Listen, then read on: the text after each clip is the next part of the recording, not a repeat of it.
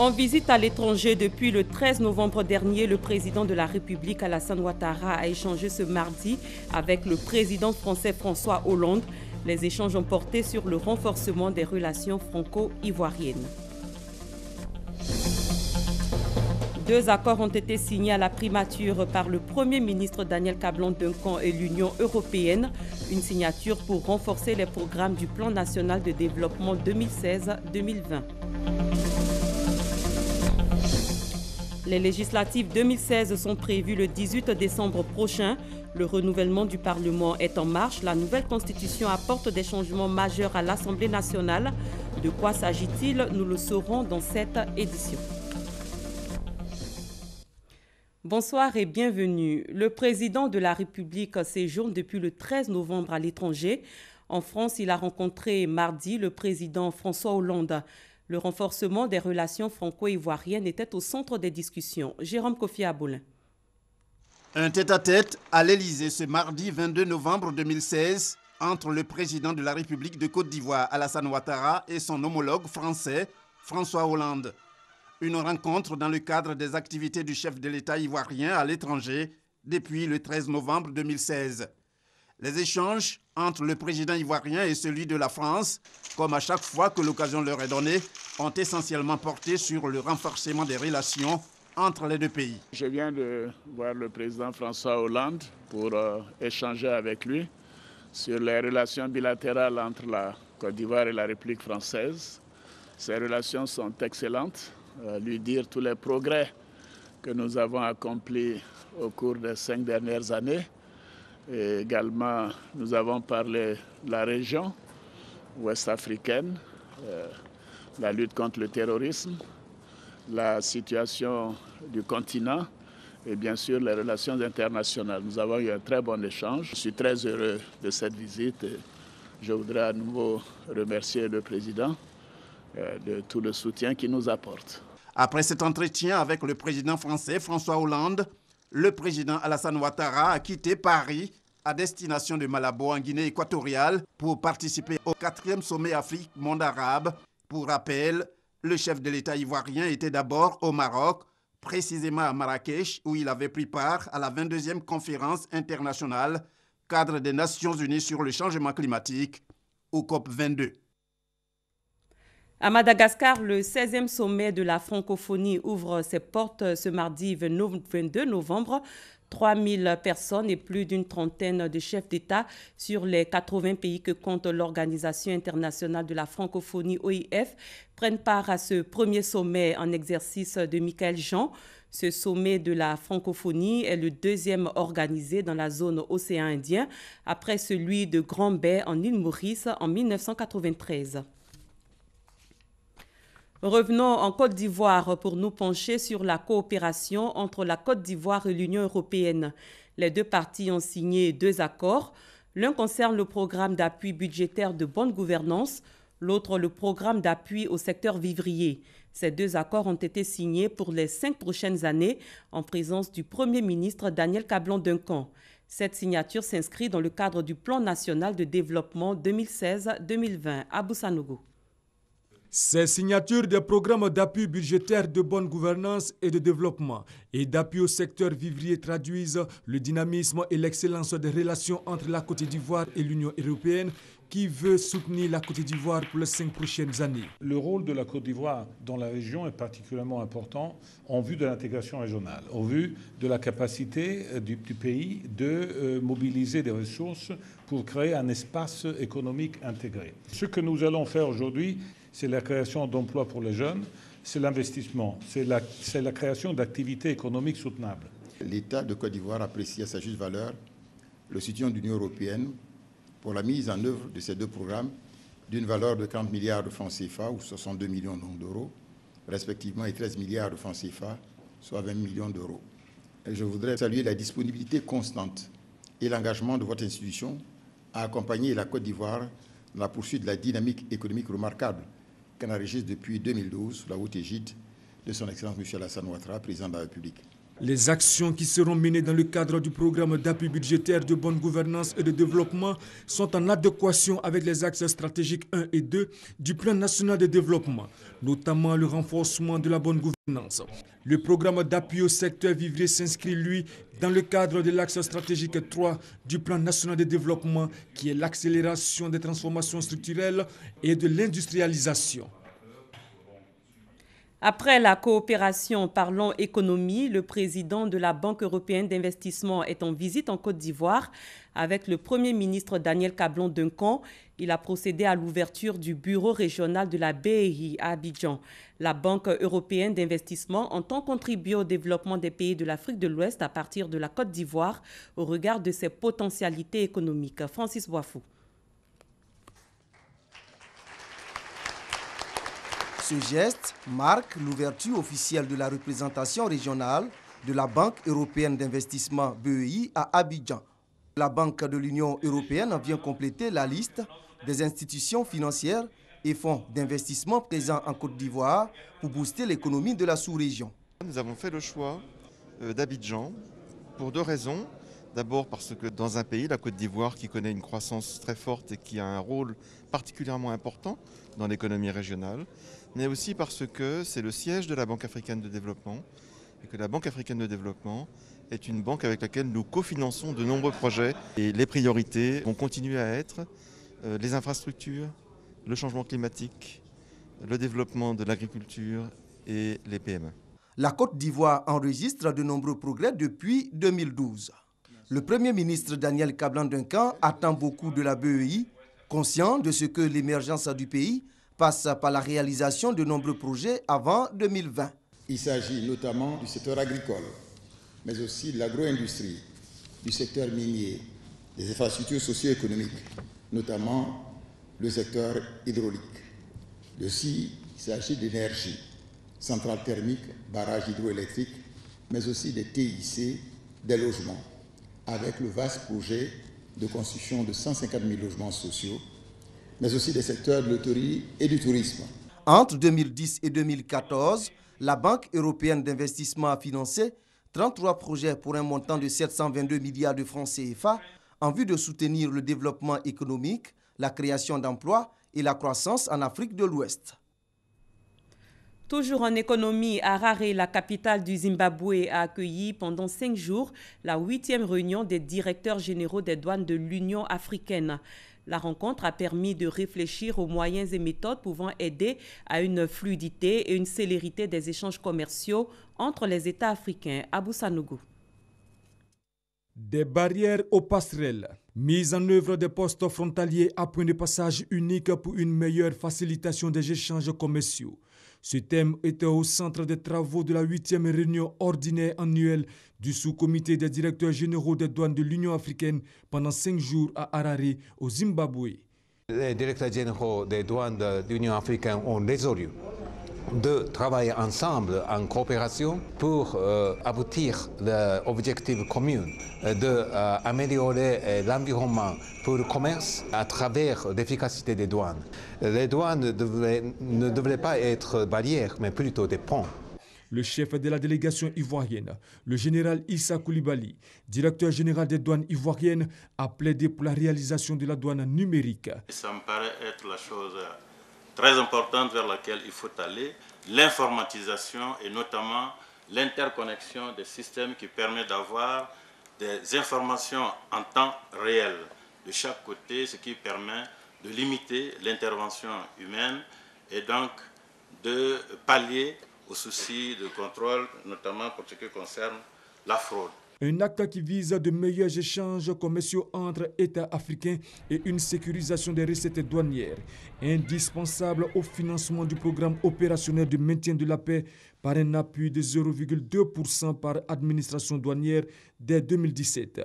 À l'issue des travaux, le Zimbabwe, Kouzvinzwa, a succédé au Congolais Deo Maguera à la tête du sous-comité des directeurs généraux des douanes de l'Union africaine pour la période 2016-2017. Ici en Côte d'Ivoire, en politique, les législatives, c'est pour bientôt. Le 18 décembre prochain, les Ivoiriens seront appelés à choisir leurs députés. Le renouvellement du Parlement est donc en marche.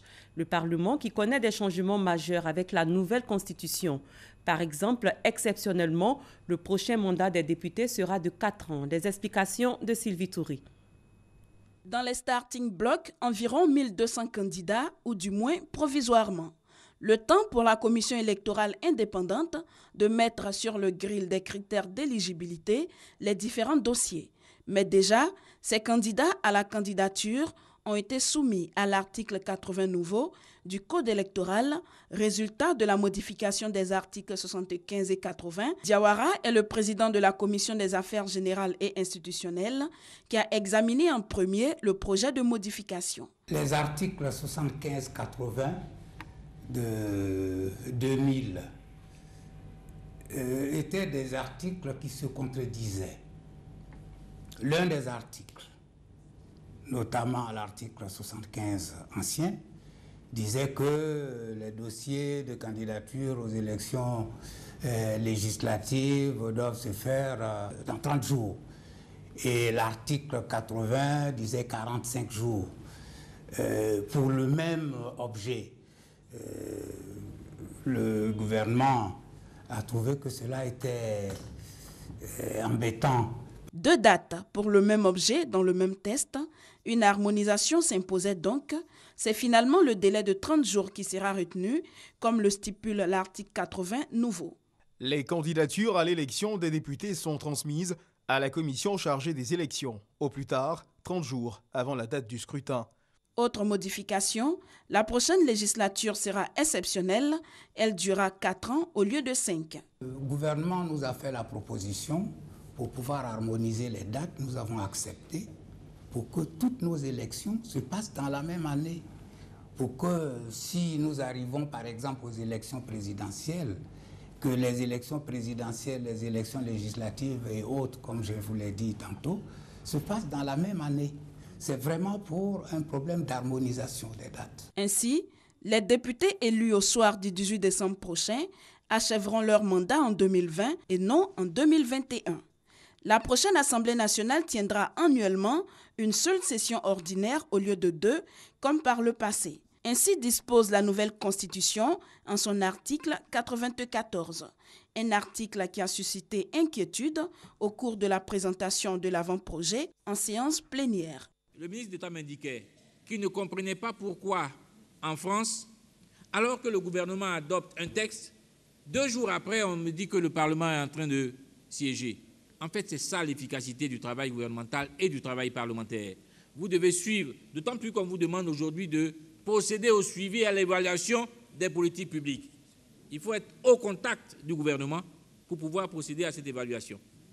Donc la session unique va vous rapprocher du gouvernement et va rapprocher le gouvernement du Parlement. La session unique annuelle n'exclut pas pour autant des sessions extraordinaires qui pourront avoir lieu en cas de besoin. La plus grande innovation au niveau du Parlement demeure la création de la Chambre des sénateurs qui consacre le passage d'une assemblée monocamérale à un Parlement bicaméral. Autre chose à présent, la RTI soutient les jeunes entrepreneurs. Elle a décidé d'offrir des espaces de diffusion aux lauréats de la CGC Academy Business 2016 pour la promotion de leurs jeunes entreprises. Ainsi, 7 lauréats vont bénéficier d'offres d'1 à 5 millions de francs CFA. Moussa Konate. Ils sont au nombre de 7, les lauréats de la CGC Academy Business 2016, activité de la Confédération générale des entreprises de Côte d'Ivoire pour encourager l'entrepreneuriat des jeunes et participer à l'accompagnement des projets innovants. Après leur sacre, la RTI, Radiodiffusion Télévision ivoirienne, décide de leur apporter sa contribution.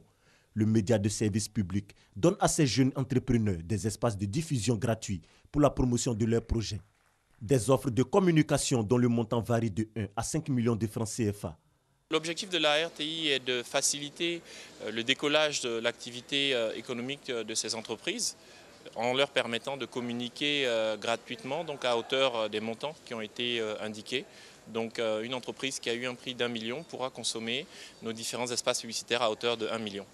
Pensons que dans 5 ans, ces entreprises que nous avons accompagnées seront nos clients de demain, mais seront aussi des employeurs. Ils vont pouvoir donner du travail à d'autres jeunes Ivoiriens. Donc c'est un cercle vertueux que nous voulons entamer à travers cet appui. Il y a le savoir-faire et le faire savoir. Notre partenariat avec la RTI ou la contribution que la RTI va donner à ces entreprises, c'est de faire connaître ces jeunes entrepreneurs de façon à ce qu'ils puissent susciter de nouvelles vocations. Et c'est ainsi qu'on va disséminer au maximum nos sémences et c'est comme ça qu'on va identifier le maximum de jeunes entrepreneurs. La RTI affiche donc son engagement à soutenir l'entrepreneuriat et l'innovation. Pour les bénéficiaires, c'est une vitrine pour développer leurs talents. Les entrepreneurs start-up que nous sommes avons besoin de plus de visibilité. Donc le prix de la RTI vient à point nommé pour nous aider à booster nos business. Donc c'est vraiment un cadeau venu du ciel.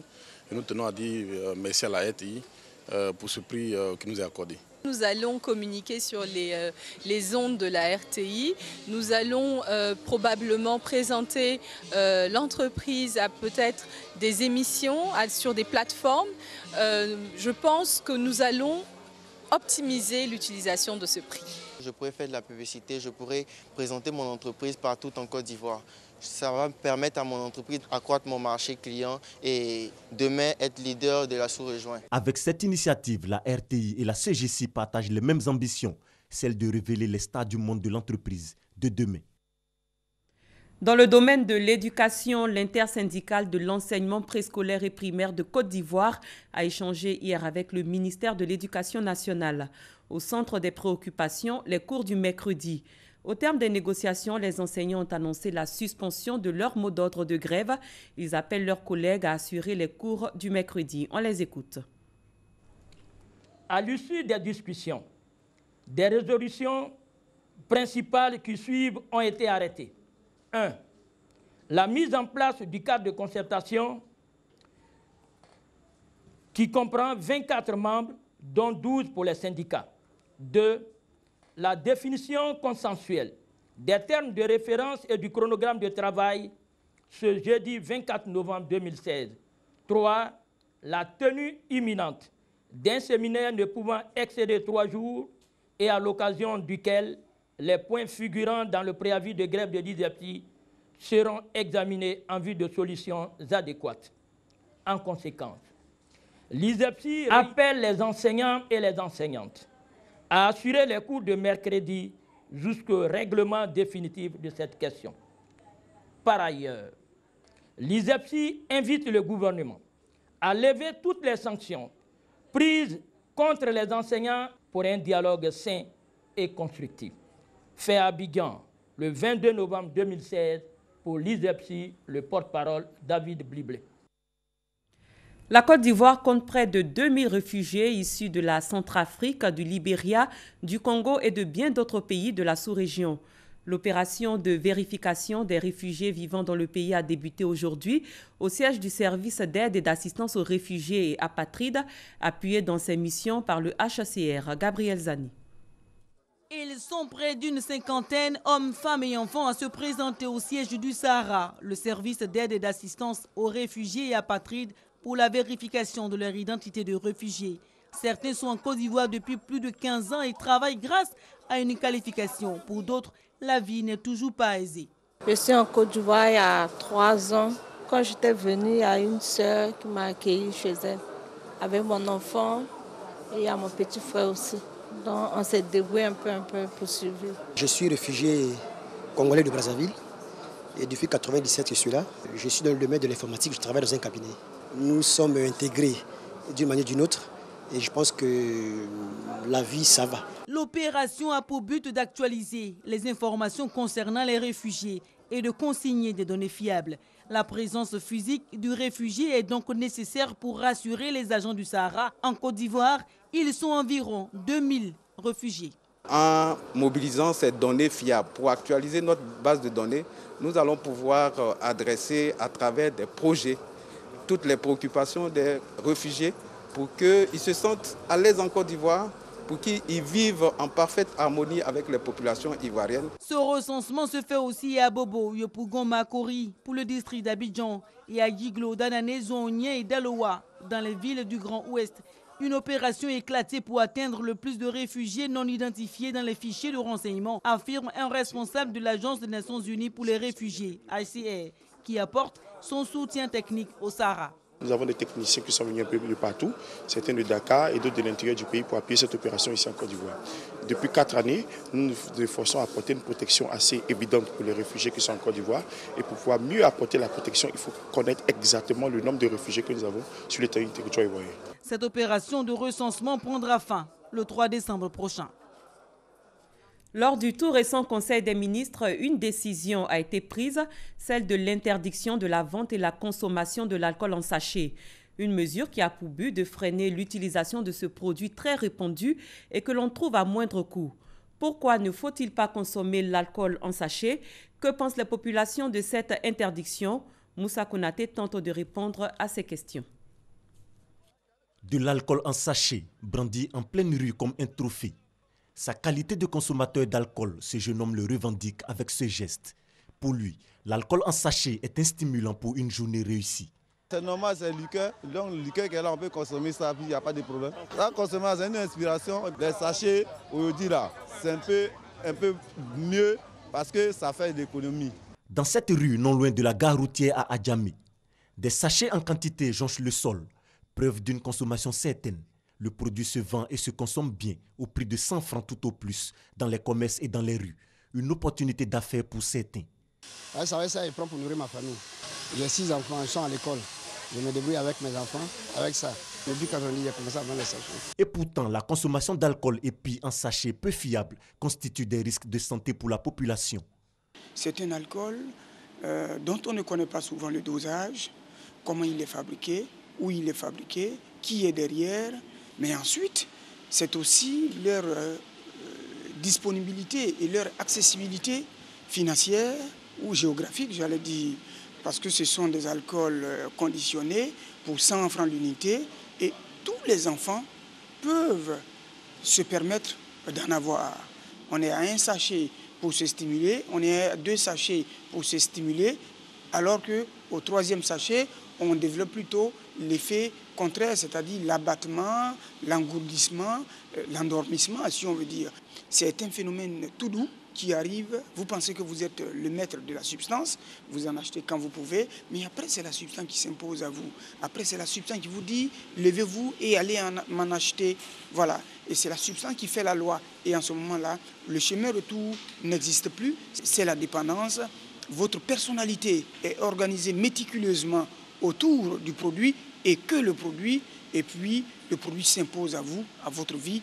Dépendance, risque de maladie, les autorités ivoiriennes réagissent. Désormais, plus question de vendre et consommer l'alcool en sachet. Le gouvernement vient d'annoncer son interdiction lors du dernier Conseil des ministres. Au titre du ministère du Commerce, le Conseil a adopté une communication relative à l'interdiction, la production, l'importation, la commercialisation, la détention, l'offre à titre gratuit d'alcool, d'eau de vie, de liqueurs et autres boissons spiritueuses en sachet plastique ou en berlingot.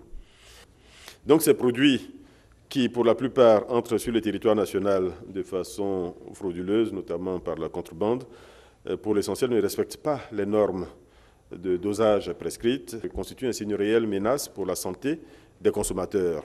Une décision diversement appréciée. On va supprimer tous les châssis, même les chargeurs, les chauffeurs, tout. Même ceux qui ne sont pas chauffeurs, même tout le monde boit chasser. On va supprimer chasser, mais pas chasser, même ça détruit.